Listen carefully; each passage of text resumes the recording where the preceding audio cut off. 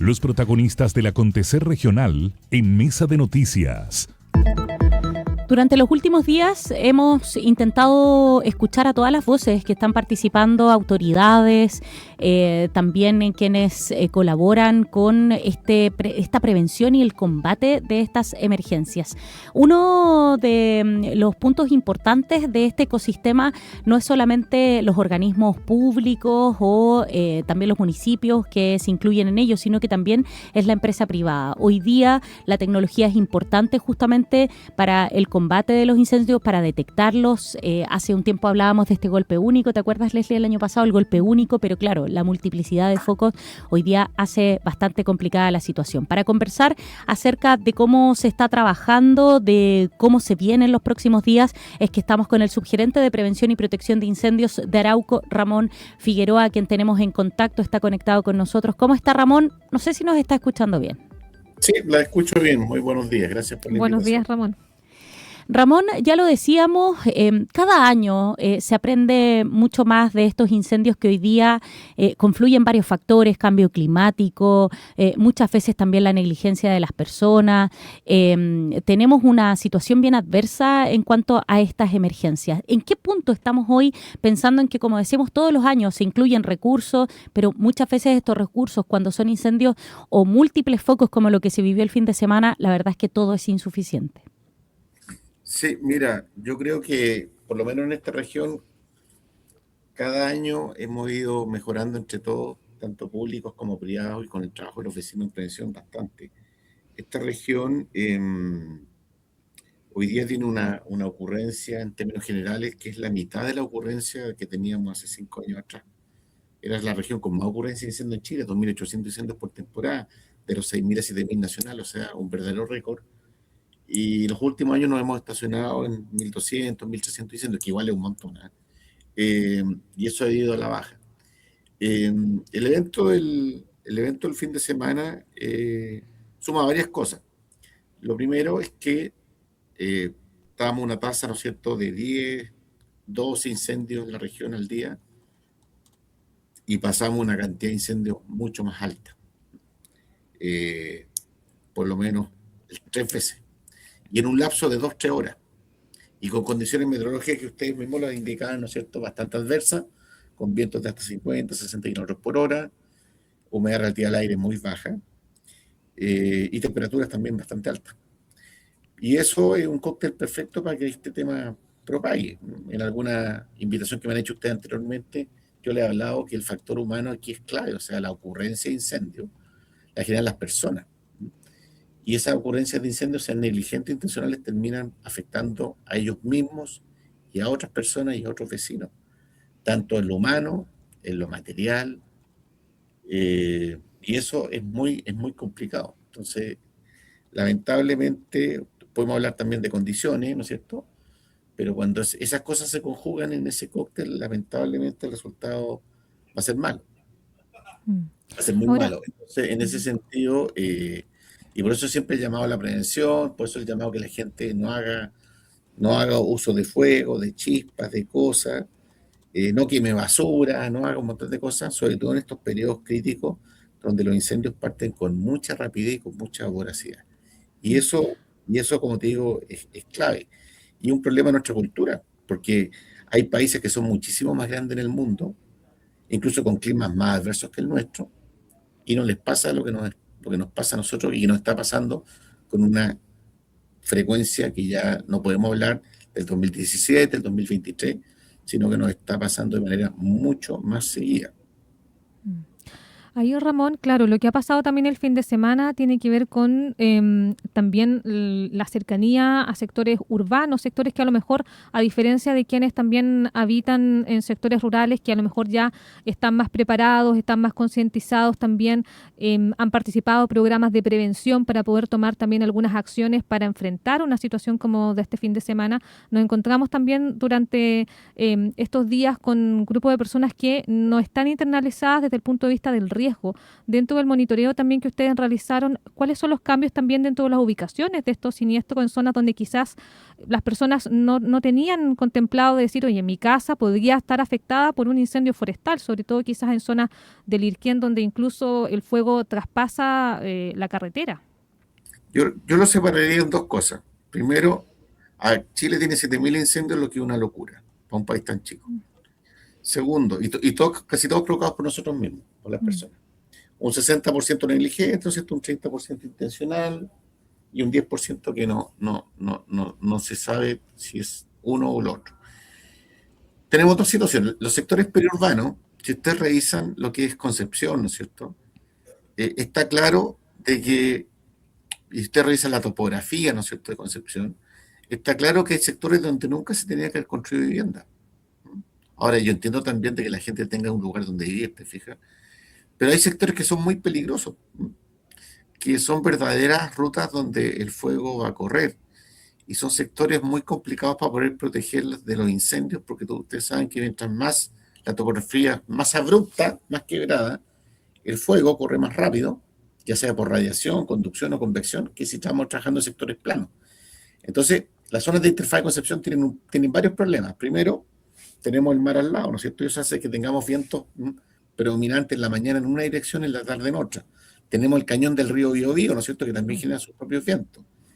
Y tenemos esta topografía que rodea Concepción, que se ve como bien bonita al punto de vista, uno ve las casas, ¿no es cierto?, los cerros, etcétera.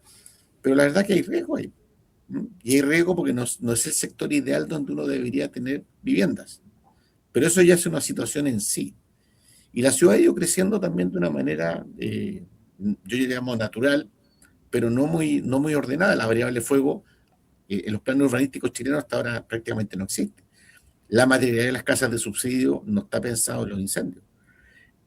¿Para qué vamos a hablar de las tomas periurbanas, no es cierto? Estos asentamientos que después se van consolidando, que muchas veces no tienen ni planificación de calle, ni separación de esto. Nosotros tuvimos un seminario en la Universidad de Concepción que trajimos a la gente de Cal Fire de Estados Unidos, con la Cámara Chilena de California, y esta gente nos mostraba que, primero, tú tienes que planificar los bordes de una ciudad, tal como todos hablamos de que hay que tener cortafuegos, ¿no es cierto?, para separar la vegetación forestal o agrícola de las casas. También esas casas tienen que cumplir con algo, tienen que ser una vivienda autoprotegida, tienen que tener espacios de defensa, tiene que haber una materialidad que el techo no se te inflame, por ejemplo, no sea teja asfáltica, las paredes no sean de plástico, que se terminen derritiendo, tampoco que tengas tú pasto seco alrededor de las casas. Ustedes han visto los incendios que de repente una casa se salva y la casa no se quema, y uno dice, pero qué raro, si aquí estaban juntos, ¿te fijas? Entonces hay mucho por hacer en la parte periurbana. Y lamentablemente se habla mucho, pero no llegamos a temas muy concretos y también hay inversiones importantes que son de largo aliento. Y después vamos al tema rural, donde tú tienes efectivamente la razón, donde la gente de campo ha usado el fuego durante muchos años, ¿no es cierto? Es parte del ecosistema. Y no tienen grandes problemas con el fuego generalmente. El problema lo tienen los miles y miles de personas del área urbana que se van a ir al campo o a los fines de semana. Hoy día Chile tiene más superficie de viviendas, de segundas viviendas, que las propias superficies de las ciudades. Y ahí tenemos un problema, porque ahí tenemos gente que no sabe del fuego, ¿cierto? No te recogen la basura, la queman. Las líneas eléctricas son de baja calidad porque la cantidad de clientes conectados por kilómetro es muy baja. También tienes un problema que las casas obviamente son construidas y no obedecen a un plano regulador, ¿no es cierto? Si tú pones una casa en el campo y hay que ver la casa, los caminos también son bastante estrechos, a veces son huellas. Entonces, y obviamente estás llevando al campo la variable fuego a través del hombre. Entonces, yo diría que esos son como los temas complejos, aparte de nuestra cultura, para poder resolver temas un poco más estructurales.